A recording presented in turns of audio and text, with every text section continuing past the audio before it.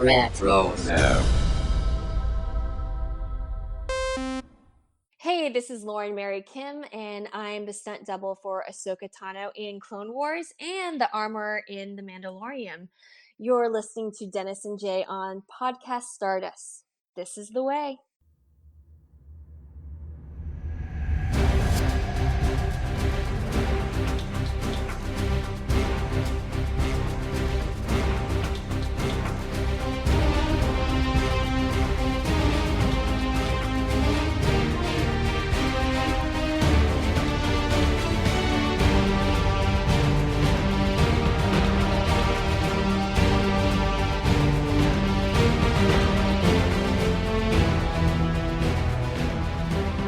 Welcome to Podcast Stardust. This is the fully armed and operational podcast dedicated to Star Wars news, reviews, and discussion.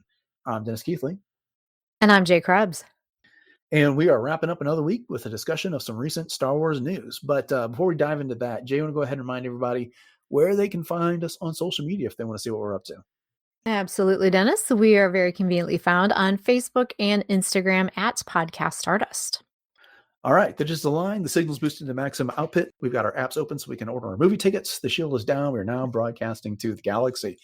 And I just teased it. Our lead story for this week's news is that A New Hope is set to return to theaters in time for the 50th anniversary. Jay, they would naturally release this news the day after we recorded our last news episode. And I literally edited and published that episode, and the news came out right afterwards. So it's the way it goes. Well, it gives us something to talk about now. And that's okay. Yeah. So they're telling us this way in advance. It's coming back to theaters on April 30th, 2027, which is again ahead of the 50th anniversary of A New Hope. And it will be around for the May 4th holiday, which it was interesting. They are now calling it a holiday. Like love it. Not like in quotes or anything like that. They're just out and out calling it a holiday. But which they say is also known as Star Wars Day. May 4th, by the way, is a Tuesday in 2027. So yeah, we're gonna have an entire week to go see this. Some other things of note is that the newest Star Wars movie for 2027 comes out on May 28th. So we'll have an opportunity to go to the theaters and see two Star Wars movies in close proximity to each other. And it's preceded by Star Wars Celebration in Los Angeles, April 1st through the 4th. So talk about some major Star Wars events coming one right after the other. Celebration, the 50th anniversary screenings of A New Hope, and then Starfighter, all right there within inside of 2 months. Yeah, our blue milk cup runneth over. That's for sure. What an exciting time. Wow. Yeah. I love it. I gotta think that Star Wars Celebration Los Angeles is going to have a screening of A New Hope while we're there. I mean, I would not be surprised if this was at the Chinese theater. Oh my goodness. So anyway, I mean, how could you not have a celebration? I'm saying all this now, but it just seems to me that you kind of have to, because it's there in LA. In the promotional material, they're talking about doing it in LA because of the screenings that were done of A New Hope when it hit the red carpet. Its premiere was there. And so that's why it's going to happen. So anyways, I feel like there's going to be plenty of opportunities for us to see it when the anniversary hits. Oh, absolutely. But you saying that it might be shown at Grauman's Chinese Theater, I was thinking to myself, when we were just talking about, they may show it at Celebration. Oh, yeah, that's great. But, they've done that before for other movies for Star Wars. And I've never done it because it's like, well, I could pick it up somewhere else. But if it's at that theater, I just might have to take a couple hours and go do that, because that is, wow, you talk about a full circle moment. And just a really historical type of thing. That's wow. Very cool. I'm in complete agreement with you. It's right. Yeah. I typically try not to do events in the evenings because those are great opportunities to spend times with all of our various friends from around the country. Mm-hmm. But, that's such a famous theater. And to get to go get to see Star Wars at it, I would definitely take that into consideration. That would be high on my list of things to do. So, I'm excited for that. I mean, I was joking in my aligning the dish comment that I made about, we have our app open to order tickets because they're not on sale yet and they won't be until much closer to time. Because it's a little hard to say the theater is going to be open, about 18 months from now, but here we are. So at any rate, we were just talking about this a couple months ago about what they were going to do. I think it must have been when the Revenge of the Sith screenings were getting ready to happen, and we talked about the possibility of them. What would they possibly show in theaters next year? Because I guess they could do Rogue One if they wanted to, but then the following year we knew they had to do something for A New Hope. But what were they going to do? Since the anniversary, the exact date was so close to the release date for Starfighter, and the answer is kind of what we predicted. They were going to do it at the beginning of the month. So chalk one up for us. Yeah, and I'm assuming that there's going to be so much hype and so much, just celebration literally around this movie because obviously it's the one that started it all. Yeah. So I'm excited to see the kinds of things that will be planned. Well, and I'm thinking of how with Revenge of the Sith, how much they had Hayden Christensen involved with the promotion for that. Knock on wood, I could see them doing something similar with Harrison Ford and Mark Hamill. And Anthony Daniels for that matter, because so much of the cast is gone at this point. Right. So, Yeah. But hey, what other movie celebrating a 50th anniversary gets this kind of attention? I mean, I guess Jaws does. It just, because it's celebrating its anniversary right now, and there's been lots of screenings for that. But even then, as revered as that movie is, it does not have the super cult following that A New Hope does. Right. And it's generational. Not to Sure. take anything away from Jaws or any of these other movies that are amazing in their own right, but this is definitely something that has spawned so much in our collective existence, realistically. Yep, indeed. All right, so there's a lot more about this to come as we get closer and closer to April 1st, 2027, or April 30th, 2027. I was looking at the celebration dates once more time. Okay, in other movie news, Deadline, The Hollywood Reporter, Variety, and other such outlets are reporting that another actor has been cast for Starfighter. And this time around, it is Matt Smith who will be appearing in the movie as a villain. And he is said to be one of multiple villains. They are still looking to cast a female antagonist. If the name Matt Smith sounds familiar, but you can't quite place him, he was most recently in House of the Dragon as Prince Daemon Targaryen. Did you see that? I have not. Oh, yeah. Okay.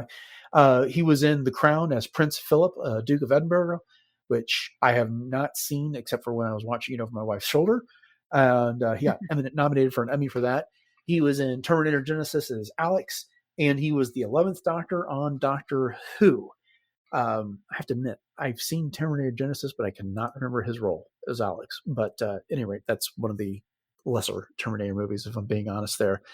So, yeah, what's fascinating about this is that he was originally cast for a role in The Rise of Skywalker that was ultimately cut. And I should clarify, the role was cut from the film. He never actually filmed anything for it. If you go online and research what that was, you can go down a real rabbit hole, and it has been an interesting observation in the way that it's kind of a game of telephone tag online.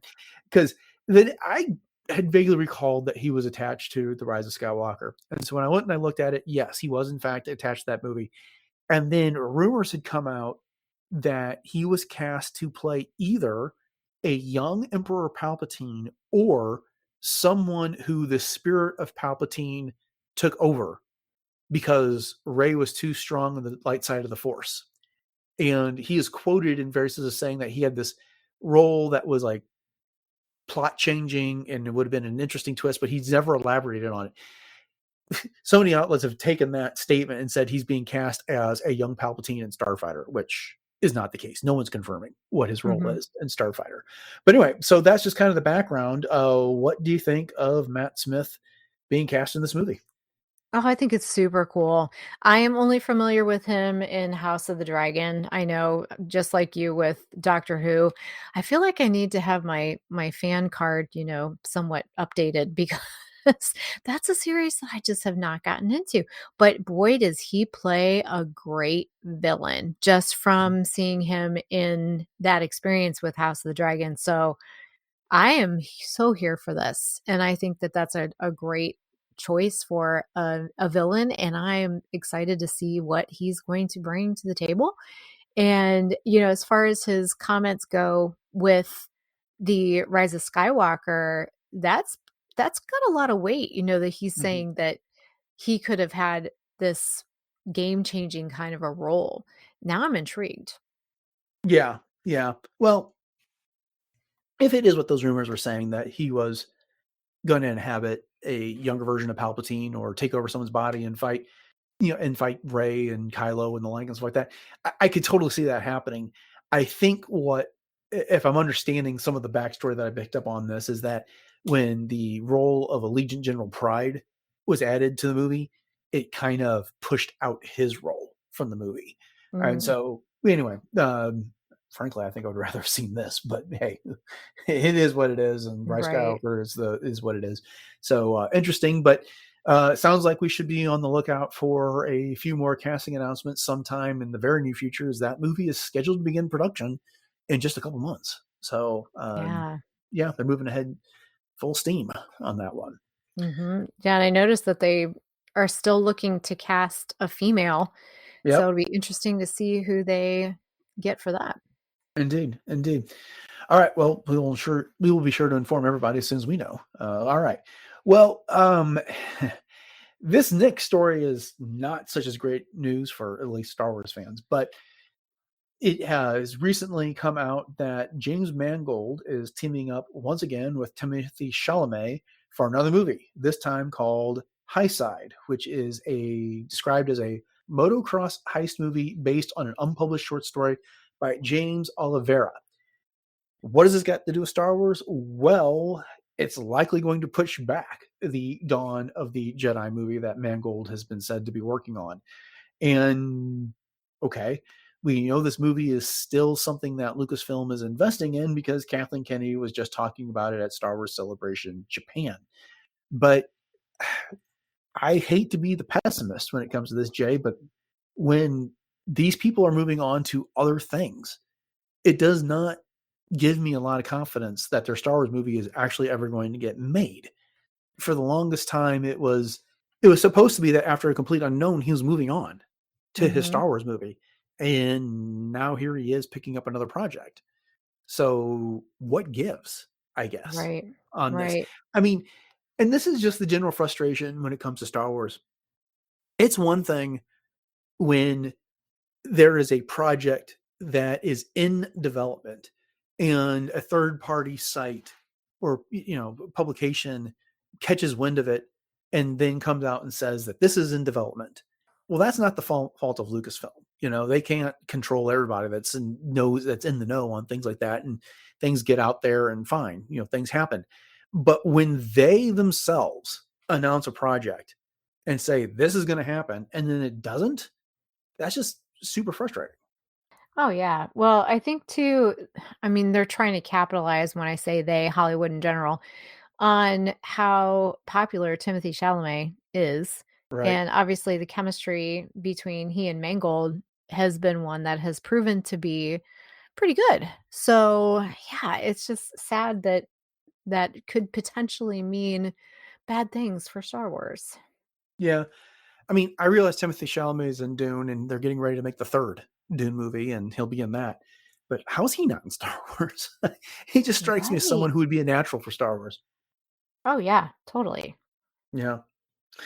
All right. Well, we'll have to keep an eye on that. I mean, it's like I said, it's kind of disappointing because I read the Dawn of the Jedi Into the Void novel, read/listened to it on Audible or Spotify through their audiobook option there that they have for their premiere memberships, and I enjoyed it. Now I realize that this movie that Mangold's developing would not be the same thing because the Dawn of the Jedi book series and comics were all legends at this point, but it was an intriguing concept, and I could see something similar coming to the big screen being absolutely fascinating. So I don't know. I Mhm. was kind of looking forward to that. You and I are such big fans of the Old Republic when it comes to stories like Darth Bane and such. And Yep. this would even be set before that. And a lot of interesting ideas and concepts that they could explore. So we'll see. I mean, this doesn't mean it's not going to happen, but it really feels like they announced those 3 movies. They announced uh, the New Jedi Order movie that Daisy Ridley is going to be reprising her role as Rey Skywalker in, and then they announced the Dawn of the Jedi movie that James Mangold was going to do, and they announced Dave Filoni's movie that's going to be kind of like a Avenger-esque type roundup of everything that's been happening on Disney Plus and elsewhere. And since then, what have they done? They've gone with The Mandalorian and Grogu, and now Starfighter, stuff that were not even on the list of things they were doing as recently as 2023 at Star Wars Celebration in London when they announced Mhm. that stuff.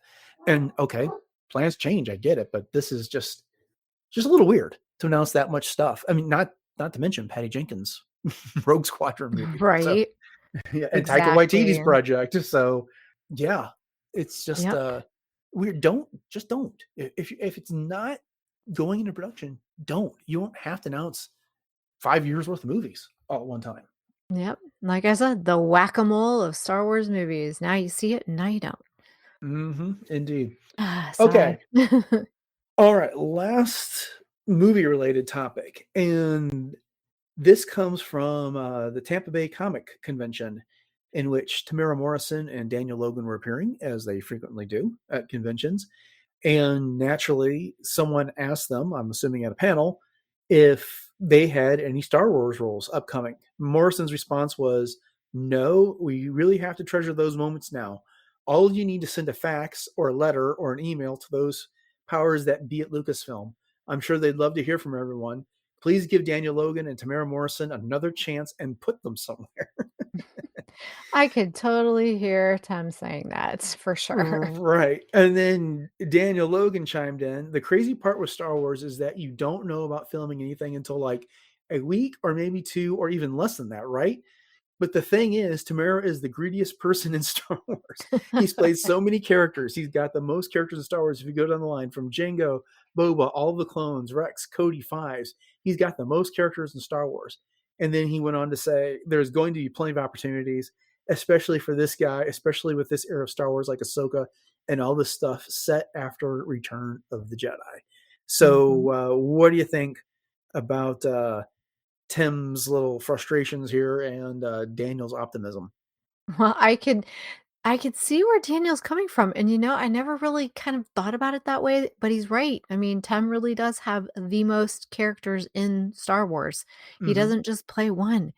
And so, yeah, I could see where their frustration is. And he's absolutely right. There's so many opportunities with, as you mentioned and quoted from Daniel Logan, Ahsoka, all the stuff after Return of the Jedi. We could definitely see the return of Rex. We could see the return of any clone for that matter, and with Daniel obviously getting older as well, you could put him into that role.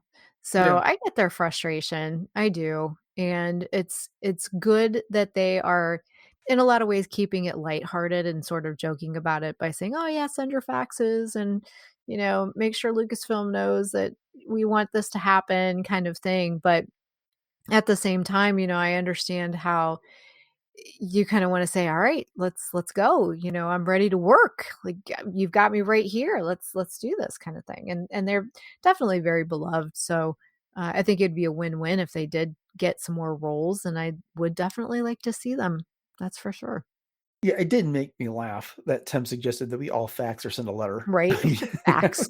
Like, we all have fax How machines. 1990s is that? We'll We just all, break out our Nokia, phones and right. T9 texting. Yeah, say text messaging is more likely. If we can give us a number, we can send directly to Lucasfilm, then we'll get right on that. But Mhm. AOL, Instant Messenger, I don't know. But at any rate, I, yeah, part of me wonders if this just wasn't all deflection with the number of projects that are coming up that are set in that time period. the Mandoverse, we could easily see a clone in the Mandalorian and Grogu. So maybe there's something there. We could easily see a clone in season 2 of Ahsoka. Whatever Dave Filoni's movie they were just talking about a moment ago, could have any number of clones in it. Not to mention the other opportunities that are out there, for them to come back as Boba Fett. I get it that the Book of Boba Fett amongst the Disney Plus series wasn't necessarily the most well received, but everyone likes Boba Fett. I mean, Right? why not? He could definitely come back. I was trying to think, besides doing some voice work in the Clone Wars, what has Daniel Logan done Star Wars wise recently? Recently, I don't know other than appearing at conventions, maybe lending Yeah. his voice to, as he even says in our bumper, different video games and the like. Mm-hmm. Yeah, that's what I was thinking. So, Yeah. but he's kind of like Anthony Daniels, that he's made a bit of a career out of doing that, off that voice and that role. So, good for him. I mean, Mhm. if he can swing it, why not? They should definitely do that. But yeah, I don't know with what tone and inflection Tamara Morrison said what he said to tell you if it was frustration or tongue in cheek or what the situation was there. But I gotta believe that Lucasfilm is not done with this guy. That his talents will be used again. Boba Fett's such a popular character, as like we were just saying, and the clones are as well. That they're going. Now that being said, when clones did appear in Ahsoka, they had their faces blacked out. Mhm. So True. who knows what the Yep. situation is? But Yep. I also feel like that was the world between worlds, so that could have been for that reason too.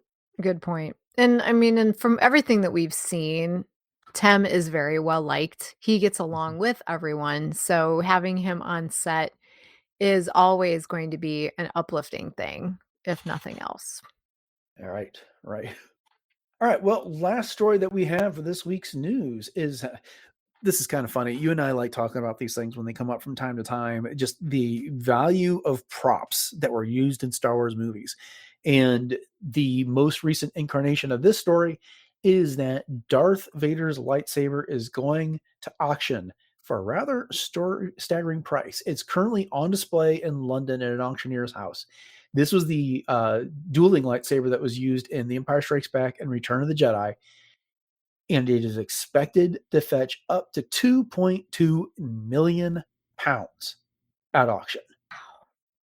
Yeah, This that's like is, 2.9 million US dollars.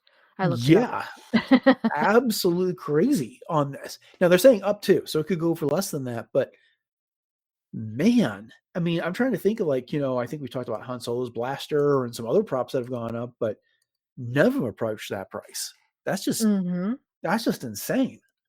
It truly is. And, as you said with movie memorabilia, this is a central piece of the entire saga's history. So I could see why it's so revered. And there's a really good picture of it on the Smithsonian Magazine website as well. Mhm. And just the weathering and the originality, but yet in world, when I say in world, I mean our world kinds of details. But I mean, that's part of the charm, I think, Right. of it, is that these props that were made back then, they're nothing like what we have now, which is so nostalgic and so special in its own way. Yeah. So the BBC website that I pulled the story from also has a picture of it. They make a couple interesting observations here that the lightsaber was originally a 1950s camera flash bulb attachment, which the production team modified into the piece, according to the catalog from the prop store.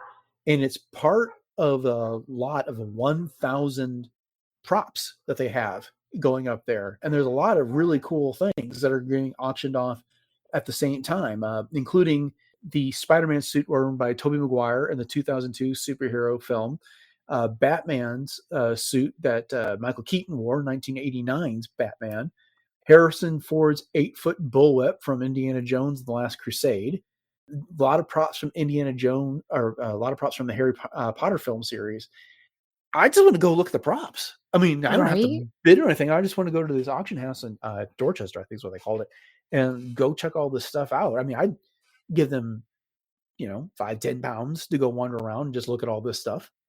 I was thinking the same thing. I thought, wow, this would be a really super cool attraction. Even before the auction, that they could, like you said, just have people come in and just tour it and take a look at it and even snap some photos because wow, I mean, yeah, it's pretty much once in a lifetime kinds of props that you don't get to see up close and personal anywhere else. Right. And, and it's cool that letting the public see the stuff before they end up in private collections because there's no guarantee once they end up in those private collections that the public will have access to them again, unless Mhm. they're loaned out to a museum or something, which is always a possibility. But Yeah. Kinda surprises me that this isn't something that would be part of George Lucas's museum, seeing as how it is such an iconic original prop. yeah, I'd agree. I'm just assuming that they were sold by the studio at some point, and Mhm. that's why he no longer has it in his collection. Because Mhm. as we discussed last week, once he has something, he doesn't like selling it when it Right. comes to his collection. So, and if it belongs to necessarily the studio, or someone made off with it, that's just out of his control. So, Mhm. Good all point. right. Well, that will do it for this week's news. I'm really, really excited for A New Hope coming back to the theaters. That's my favorite thing Yes. from this week. But yeah, we'll be keeping tabs on that as we get closer and closer to that release date in 2027. We got so much good Star Wars coming up that year. But with Mhm. that having said, thank you all for joining us for the episode of Podcast Stardust and our discussion of this week's Star Wars news. We hope you've enjoyed it. And if you did, then go ahead and subscribe to the podcast if you haven't done so already. You'll get our weekly take every Friday on Star Wars news. And if you do us a favor, we'd really appreciate your ratings and review on whatever podcatcher that you use that supports such things. And if you want to find more episodes of the podcast, please head over to retrozapp.com. You can find all of our previous 922 episodes, plus other great podcasts that are on the network covering pretty much every aspect of geek culture. Jay, you want to go ahead and remind everybody what our social media contacts are one more time? Absolutely. So we are always very easily found on Facebook and Instagram at Podcast Stardust. And we also have some fun Pinterest boards that you can check out. And we also have our two YouTube outlets. So we have YouTube, the regular version, as well as YouTube Music. So please head over to both of those, like, subscribe, and share those out. And we also have a T Public store where you can pick up some Podcast Stardust swag. So we have 7 different show logo designs available on all kinds of fun things from t-shirts, sweatshirts, and coffee mugs, and even some home goods, and pretty much everything in between. So once again, the link to that T Public store is in our show notes. All right. So, upcoming on the show, we have the next installment of our Clone Wars rewatch on Monday. We're looking at episode 15 from season 2, which is called Senate Murders. And then on Wednesday, we're going to get back into some Revenge of the Sith trivia. And I can't wait to do that. It's my Mhm. periodic opportunity to torture Jay with some trivia Yes. questions. And I You love always it. do a I good love job. So, Oh, all that right. you. Yeah. All right. Well, with that said, thanks for listening to episode 923 of Podcast Stardust, everyone. Have a great weekend. And until next time, may the force be with you.